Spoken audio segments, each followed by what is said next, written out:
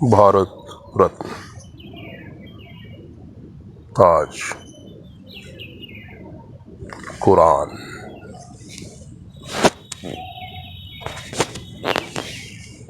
انسانی زندگی کی آزمائش سے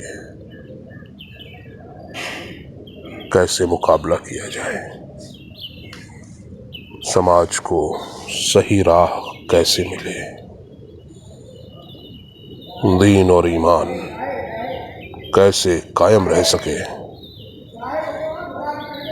اس کے لیے سمے سمے پر اس سنسار میں پرکرتی کے، ایشور کے پیامبر، سندیشٹا، مارگ درشک، مہان پروش آتے رہے ہیں۔ ایشور نے اس سرشٹی کی اتپتی کے بعد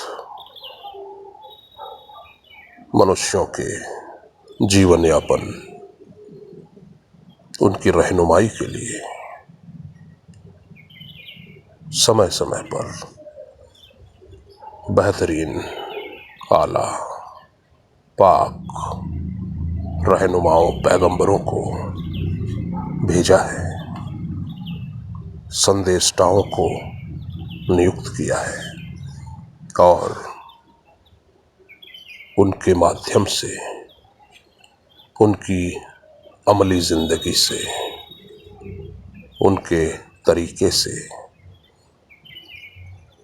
اپنا پیغام نازل کیا ہے۔ اسی طویل سلسلے کی آخری کڑی ہیں حضرت محمد صلی اللہ علیہ وسلم، جنہیں اللہ تعالیٰ نے آخری مہائیس دودت کے روپ میں اس زمین پر، اس کی نابھ پر ارتھات مکہ میں بھیجا۔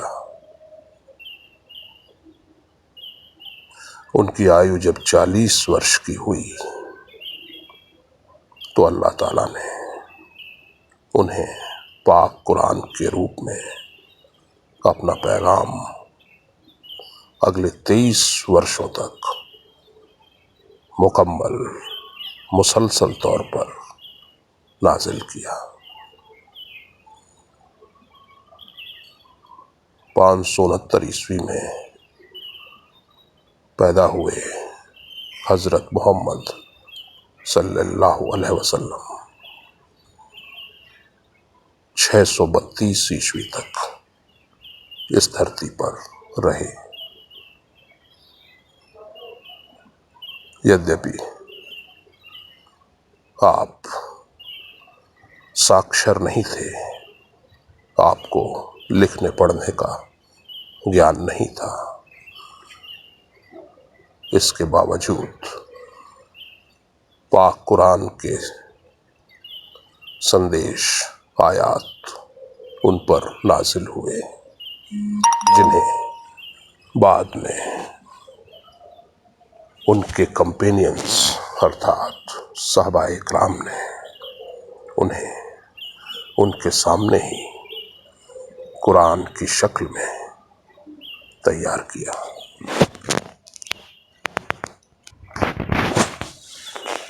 بے شک پاک قرآن بے جوڑ ہے۔ سورہ نحل آیت نمبر 89 کہتی ہے، اے نبی، اور ہم نے تجھ پر ایسی کتاب اتاری جس میں ہر چیز کا بیان ہے۔ زیادہ تر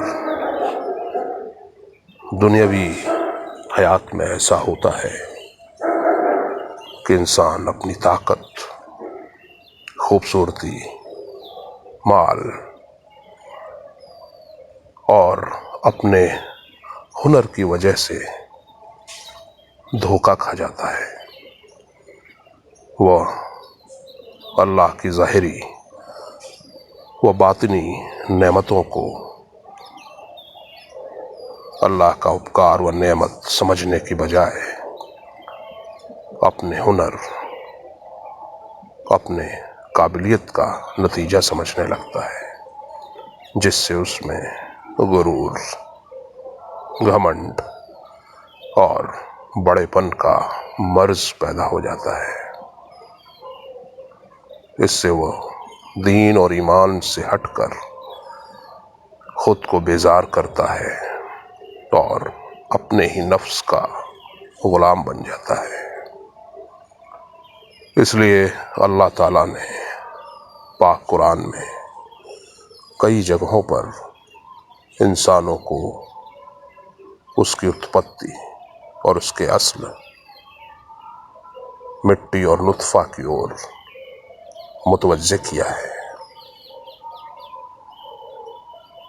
سورہ صافات، سورہ رحمان، سورہ الیاسین، سورہ عبس میں اس سندرب میں تمام آیتیں موجود ہیں۔ پاک قرآن انسان کو اس کے آخرت اور انجام کے بارے میں بھی خبردار کرتا ہے۔ قرآن کہتا ہے کہ تیری زندگی اور تمام گڑ، یہ حسن و مال، خوبصورتی، دماغ، علم، فن، ہنر، یہ ہمیشہ نہیں رہیں گے۔ ان سب کو وقت کے ساتھ فنا ہو جانا ہے اور تیری زندگی موت سے بدل جائے گی۔ اس لیے انسانی زندگی کا بہترین استعمال کر اپنی زندگی کو ایک آدرش کے روپ میں پرستت کر، دین اور ایمان کی راہ پکڑ۔ پاک قرآن کا ایک ایک لفظ اللہ کا کلام ہے۔ سورہ ناس میں لفظ کل ارتھات کہو سے سورہ کی شروعات کرنے سے یہ ثابت ہوتا ہے کہ یہ اللہ کا پیغام ہے، یہ اللہ کا کلام ہے۔ اللہ تعالیٰ نے آپ صلی اللہ علیہ وسلم کو جن شبدوں میں پیغام پہنچانے کا آدیش دیا، ٹھیک ٹھیک انہی شبدوں میں آپ صلی اللہ علیہ وسلم نے اسے لوگوں تک پہنچا دیا۔ ان میں سے کوئی بھی شبد، یہاں تک کہ کل ارتھات کہہ دو، کہو کا شبد بھی آپ صلی اللہ علیہ وسلم نے الگ سے نہیں فرمایا۔ یہ پاک قرآن کے شبد اللہ کی وحی ہونے کا کھلا ثبوت ہے۔ پاک قرآن صلی اللہ علیہ وسلم پر عربی بھاشا میں نازل ہوئی۔ ختم قرآن کی دعا اس پیغام کو صاف کر دیتی ہے